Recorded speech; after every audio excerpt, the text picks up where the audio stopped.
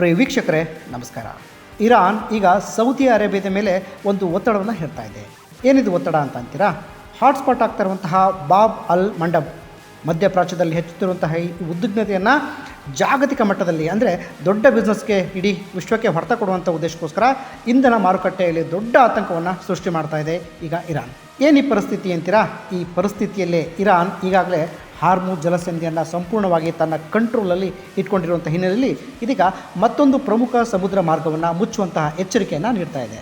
ಯಾವುದು ಆ ಸಮುದ್ರ ಮಾರ್ಗ ಅಂದರೆ ಅದೇ ಬಾಬ್ ಅಲ್ ಮಂಡಬ್ ಸಮುದ್ರ ಸಂಧಿ. ಇದು ವಿಶ್ವ ನಕ್ಷೆಯಲ್ಲಿ ಬಹಳ ಸಣ್ಣದಾಗಿ ಕಾಣಿಸ್ಕೊಂಡ್ರೂ ಕೂಡ ಜಾಗತಿಕ ಆರ್ಥಿಕತೆಯಲ್ಲಿ ಇದರ ಪಾತ್ರ ಬಹಳ ದೊಡ್ಡದಾಗಿದೆ. ಗೆಳೆಯರೆ, ಇರಾನ್ ಈ ಬಾಬ್ ಅಲ್ ಮಂಡಬ್ ಸಮುದ್ರ ಮಾರ್ಗವನ್ನು ಮುಚ್ಚಿದರೆ ಸೌದಿ ಅರೇಬಿಯಾದ ವಾಣಿಜ್ಯತೆ ಮತ್ತು ಆರ್ಥಿಕತೆ ಮೇಲೆ ಬಹಳ ದೊಡ್ಡ ಪರಿಣಾಮವನ್ನು ಅದರ ಆದಾಯದ ಮೇಲೆ ಬೀಳುತ್ತೆ, ದೊಡ್ಡ ಹೊಡೆತ ಕೂಡ ಬೀಳುತ್ತೆ. ಇದೇ ರೀತಿ ಯುರೋಪ್ ಮತ್ತು ಆಫ್ರಿಕಾ ದೇಶಗಳಿಗೆ ಕೂಡ ಇದರ ಆರ್ಥಿಕತೆಯ ಪರಿಣಾಮ ಬೀರುತ್ತೆ, ದೊಡ್ಡ ಪರಿಣಾಮ ಕೂಡ ಉಂಟಾಗುತ್ತೆ. ಅಮೆರಿಕದ ಎನರ್ಜಿ ಮಾಹಿತಿ ಆಡಳಿತ ಪ್ರಕಾರ 2024ರಲ್ಲಿ ಪ್ರತಿದಿನ ಅಂದರೆ ಸುಮಾರು 4.1 ಬಿಲಿಯನ್ ಬ್ಯಾರೆಲ್ ಪೆಟ್ರೋಲಿಯಂ ಉತ್ಪನ್ನಗಳನ್ನು ಇದೇ ಮಾರ್ಗದಿಂದ ಸಾಗಿಸ್ತಾ ಇದ್ವು, ಆಲ್ರೆಡಿ ಸಾಗಿಸಿ ಆಗಿದೆ. ಇದು ಹಾರ್ಮುಜ್ ಜಲಸಂಧಿ ಮಾರ್ಗ ಅಂದರೆ ಹಾರ್ಮುಜ್ ಜಲಸಂಧಿ ಪ್ರತಿದಿನ 20 ಬಿಲಿಯನ್ ಬ್ಯಾರೆಲ್ಗಳನ್ನು ಎಕ್ಸ್ಪೋರ್ಟ್ ಮಾಡ್ತಾ ಇತ್ತು. ಅದಕ್ಕೆ ಹೋಲಿಸಿದ್ರೆ ಇದು ಬಹಳ ಕಡಿಮೆ, ಆದರೆ ಇದರ ಮಹತ್ವ ಭಾಳ ಹೆಚ್ಚು. ಯಾಕೆಂದರೆ ಹಾರ್ಮುಜ್ ಮಾರ್ಗದಲ್ಲಿ ಅಡಚಣೆ ಉಂಟಾದಾಗೆಲ್ಲ ಬಾಬ್ ಅಲ್ ಮಂಡಬ್ ಪರ್ಯಾಯ ಮಾರ್ಗವಾಗಿ ಕಾರ್ಯನಿರ್ವಹಿಸ್ತಾ ಇತ್ತು.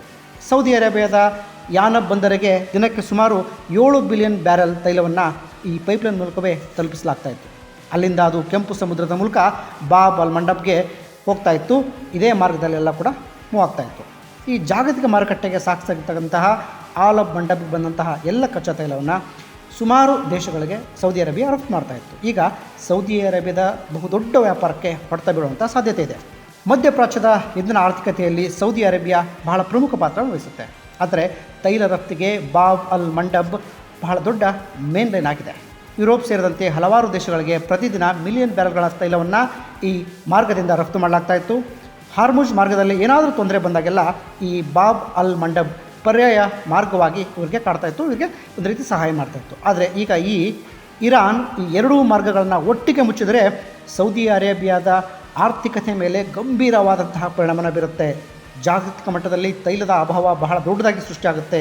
ಇದರಿಂದ ಸರಬರಾಜು ಕೂಡ ಕಂಪ್ಲೀಟಾಗಿ ನಿಲ್ಲುವಂಥ ಸಾಧ್ಯತೆ ಇದೆ. ಗೆಳೆಯರೆ, ಬರೀ ಕಚ್ಚಾ ತೈಲ ಮಾತ್ರವಲ್ಲ, ಜಾಗತಿಕ ಸರಕು ಸಾಗಾಣಿಕೆಯಲ್ಲೂ ಬಾಬ್ ಅಲ್ ಮಂಡಬ್ ಪ್ರಮುಖ ಪಾತ್ರವನ್ನು ವಹಿಸುತ್ತೆ. ಸುಯೆಜ್ ಕಾಲುವೆ ಮೂಲಕ ಯುರೋಪ್ ಮತ್ತು ಏಷ್ಯಾ ನಡುವೆ ಸಂಚರಿಸುವ ಹಡಗುಗಳು ಈ ಮಾರ್ಗವನ್ನೇ ಬಳಸ್ತಾ ಇದ್ವು. ಜಾಗತಿಕ ವ್ಯಾಪಾರದ ಸುಮಾರು 12% ಈ ಮಾರ್ಗದ ಮೇಲೆ ಅವಲಂಬಿತವಾಗಿರುವಂಥದ್ದು. ಇದು ತೊಂದರೆಗೀಡಾದರೆ ಅದರ ಪರಿಣಾಮ ಬಹಳ ದೊಡ್ಡದಾಗಿ ಇಡೀ ವಿಶ್ವದ ಮೇಲೆ ಕೂಡ ಕಾಣಿಸ್ಕೊಳ್ಳುತ್ತೆ.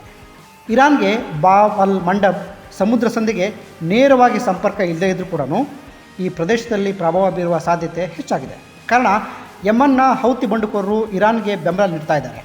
2023-24ರಲ್ಲಿ ಅವರು ಕೆಂಪು ಸಮುದ್ರದಲ್ಲಿ ಇಸ್ರೇಲ್ ಸಂಬಂಧಿತ ಹಡಗುಗಳನ್ನು ಗುರಿಯಾಗಿಸಿಕೊಂಡು ದಾಳಿ ಮಾಡಿದರು.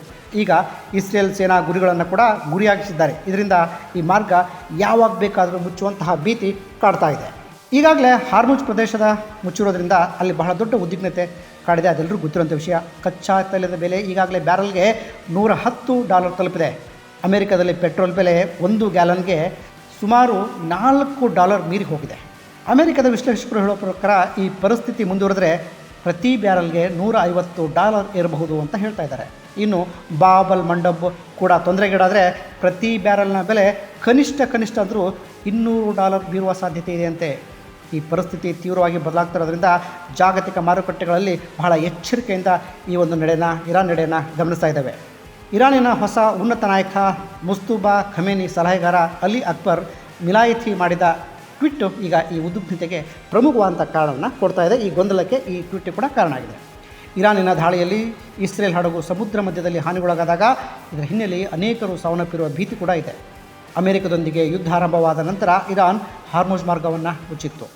ಆ ಬಳಿಕ ಇಸ್ರೇಲ್ ಮತ್ತು ಅಮೆರಿಕದ ಹಡಗುಗಳ ಸಂಚಾರವನ್ನು ತಡೆಯುವ ಎಚ್ಚರಿಕೆ ಕೂಡ ನೀಡಿತ್ತು. ಈ ಸಂದರ್ಭದಲ್ಲಿ ಇಸ್ರೇಲ್ ಸಂಬಂಧಿತ MSC ಇಶಿಕಾ ಎಂಬ ಹಡಗು ಕೂಡ ಹಾರ್ಮುಜ್ ಮಾರ್ಗವನ್ನು ಸಾಗ್ತಾ ಇತ್ತು. ಈ ಹಡಗನ್ನು ಗುರುತಿಸಿದ ಇರಾನಿನ ಸೇನೆ ಡ್ರೋನ್ ದಾಳಿ ನಡೆಸಿ ಹಡಗಿಗೆ ಬೆಂಕಿಗೆ ಆಹುತಿಯಾಗುವಂತೆ ಮಾಡಿದೆ. ಸಿಬ್ಬಂದಿ ಜೀವ ಉಳಿಸಿಕೊಳ್ಳಲು ರಕ್ಷಣಾ ದೋಣಿಗಳನ್ನು ತಪ್ಪಿಸಿಕೊಂಡಿದ್ದಾರೆ. ಆದರೆ ಇನ್ನೂ ಹಲವರು ಒಳಗೆ ಸಿಕ್ಕಾಕೊಂಡಿದ್ದಾರೆ ಅಂತ ಹೇಳಲಾಗ್ತಾ ಇದೆ. ಸಿರಿಯಾದಲ್ಲಿನ ಇರಾನಿನ ದೂತವಾಸರಂಥ ಮೇಲೆ ಇಸ್ರೇಲ್ ದಾಳಿ ನಡೆಸಿದೆ. ಪ್ರತೀಕಾರವಾಗಿ ಈ ದಾಳಿ ನಡೆದಿದೆ ಅಂಥೇಳಿ ಇರಾನ್ ಹೇಳಿದೆ. ಇಸ್ರೇಲ್ ಸಂಬಂಧಿತ ಹಡಗುಗಳನ್ನು ಗುರಿಯಾಗಿಸಿ ದಾಳಿ ಮಾಡಿದೆ ಮತ್ತು ಅದನ್ನು ಮುಂದುವರಿಸ್ತಾ ಇದೆ ಕೂಡ ಅಂತ ಇರಾನ್ ಹೇಳ್ತಾ ಇದೆ. ಈ ದಾಳಿಯನ್ನು ಉದ್ದೇಶಿಸಿ ಇಸ್ರೇಲ್ ಹಡಗುಗಳ ಮೇಲೆ ದಾಳಿಯನ್ನು ಸಹಿಸಲಾಗುವುದಿಲ್ಲ ಎಂದು ಅಮೆರಿಕ ಎಚ್ಚರಿಸಿದರೂ ಕೂಡ ಹಡಗು ಬೆಂಕಿಯಲ್ಲಿ ಸುಡುತ್ತಿರುವ ಹಿನ್ನೆಲೆಯಲ್ಲಿ ಹಾರ್ಮುಜ್ ಮಾರ್ಗದಲ್ಲಿ ತಾತ್ಕಾಲಿಕವಾಗಿ ಎಲ್ಲ ಹಡಗುಗಳನ್ನು ನಿಲ್ಲಿಸಲಾಗಿದೆ, ತಡೆಹಿಡಿಯಲಾಗಿದೆ. ಹೇಳಿದರೆ ಇರಾನ್, ಅಮೇರಿಕ, ಇಸ್ರೇಲ್ ನಡುವೆ ಇರ್ತಕ್ಕಂಥ ಈ ಸಂಘರ್ಷದ ಬಗ್ಗೆ ಇನ್ನೊಂದಷ್ಟು ಅಪ್ಡೇಟ್ಗಳನ್ನು ಮುಂದಿನ ಸಂಚಿಕೆಯಲ್ಲಿ ಕೊಡ್ತೀನಿ. ನಮಸ್ಕಾರ.